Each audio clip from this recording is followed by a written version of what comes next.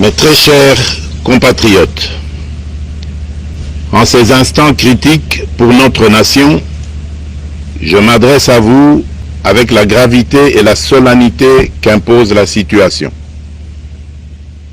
L'Est de notre pays, en particulier les provinces du Nord Kivu, du Sud Kivu et de l'Ituri, fait face à une aggravation sans précédent de la situation sécuritaire.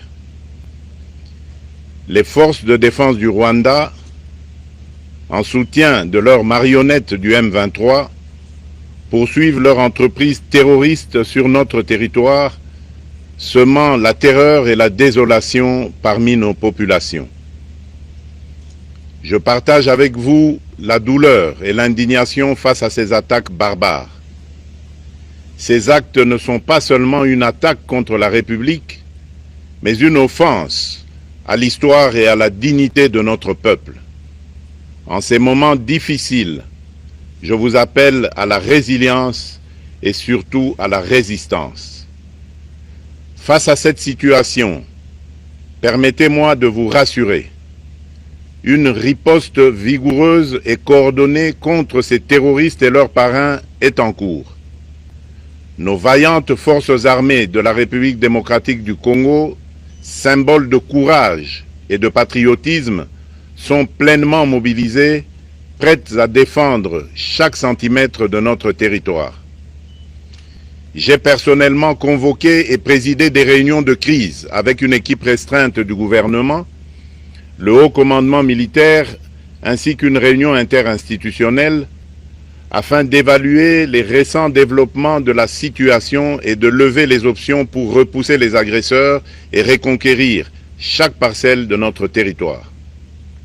À cet effet, j'ai nommé ce 28 janvier le général-major Évariste Somo Kakule au poste de gouverneur militaire du Nord Kivu pour renforcer la coordination des opérations militaires et restaurer l'autorité de l'État. Parallèlement, nous avons engagé d'importantes démarches diplomatiques, notamment au sein du Conseil de sécurité des Nations Unies, ainsi que dans le cadre du processus de paix de Luanda, auquel nous restons pleinement engagés malgré les obstacles. Nous privilégions la voie du dialogue, mais toujours avec lucidité, tout en restant fermement résolus à défendre notre territoire et notre souveraineté par tous les moyens nécessaires. Mais ce combat n'est pas seulement celui des FARDC.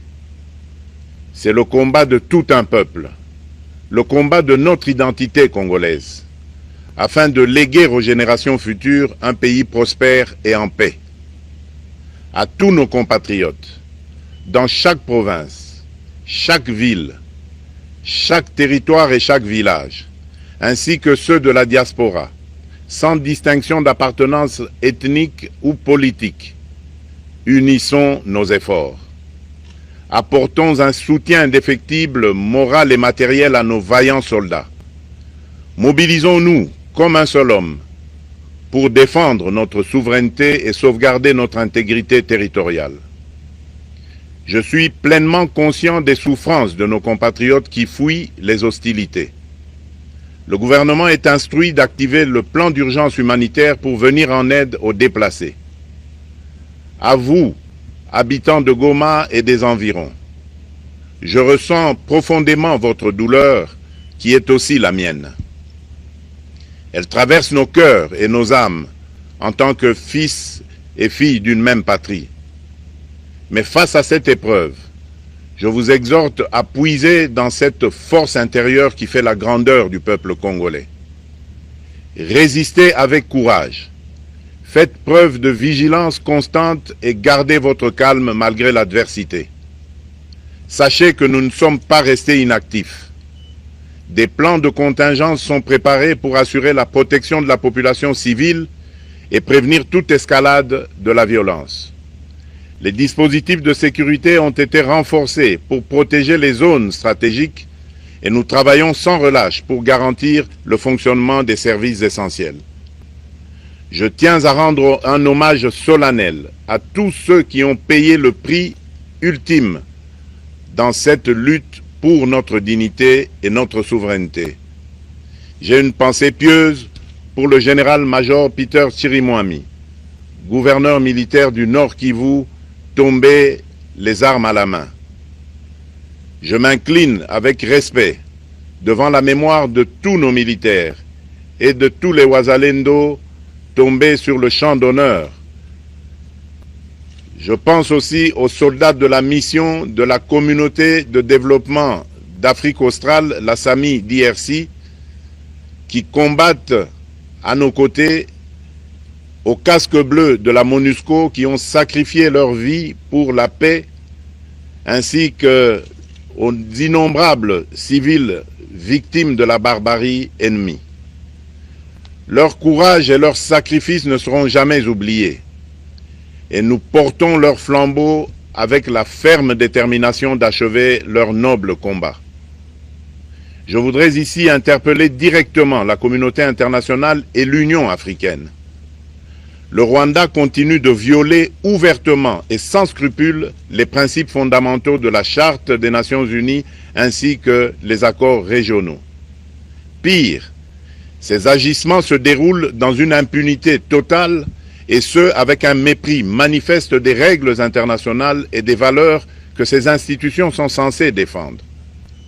Cette attitude arrogante, qui ne cherche même plus à masquer ses forfaits, est une provocation inacceptable à l'égard de notre souveraineté et de la stabilité régionale.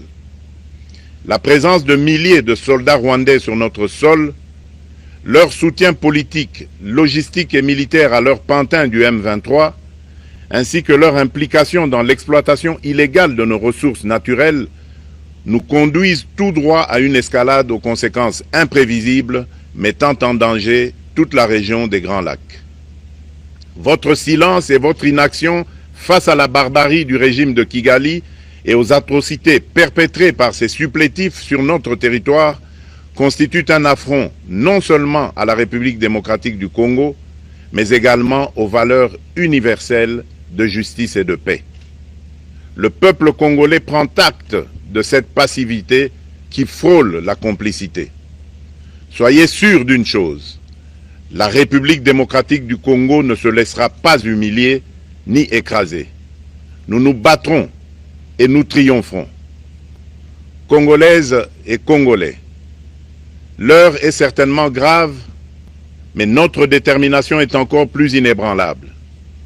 Ce moment critique nous offre l'opportunité de montrer au monde ce qui fait notre force, c'est-à-dire notre unité sans laquelle tous nos efforts seraient vains.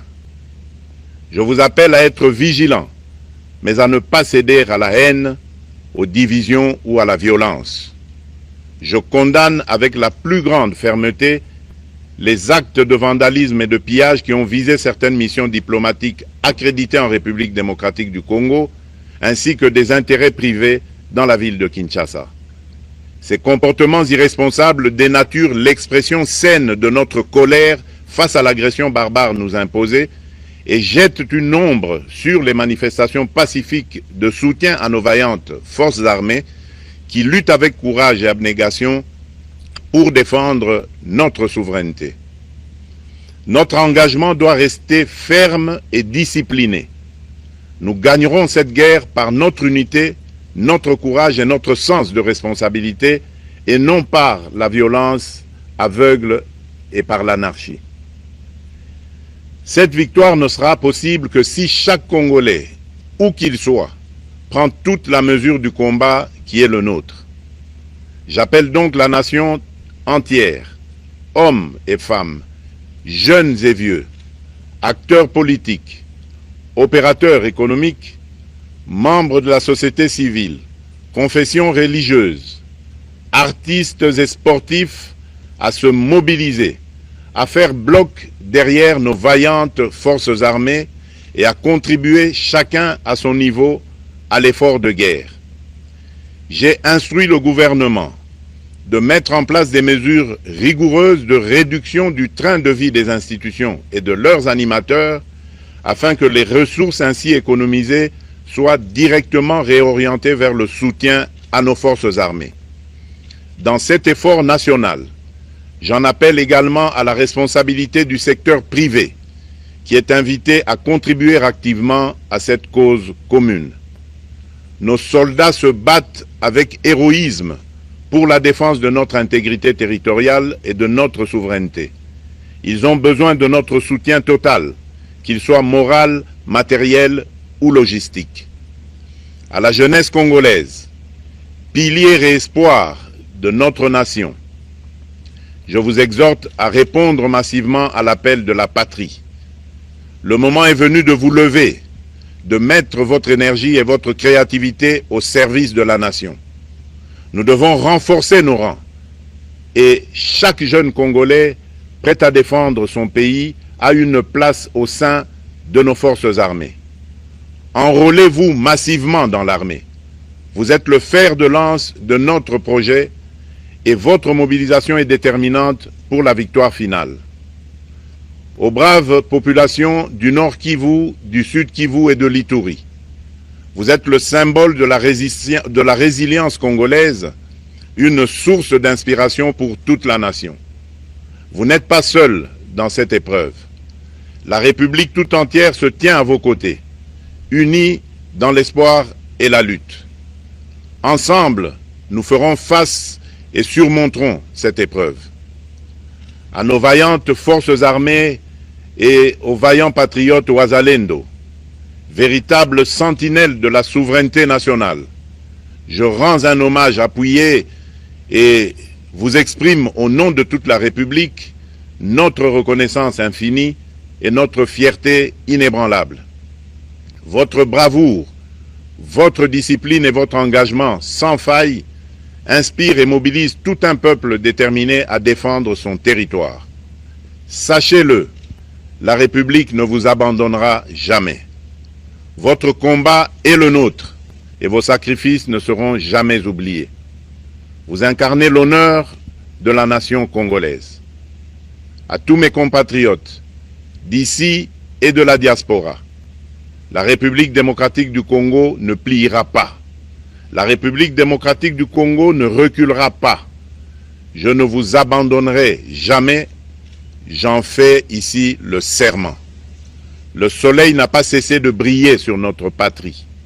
Ensemble, main dans la main, nous surmonterons cette tempête et nous ouvrirons une ère nouvelle de paix et de prospérité pour les générations futures. Que Dieu bénisse la République démocratique du Congo et son peuple. Je vous remercie.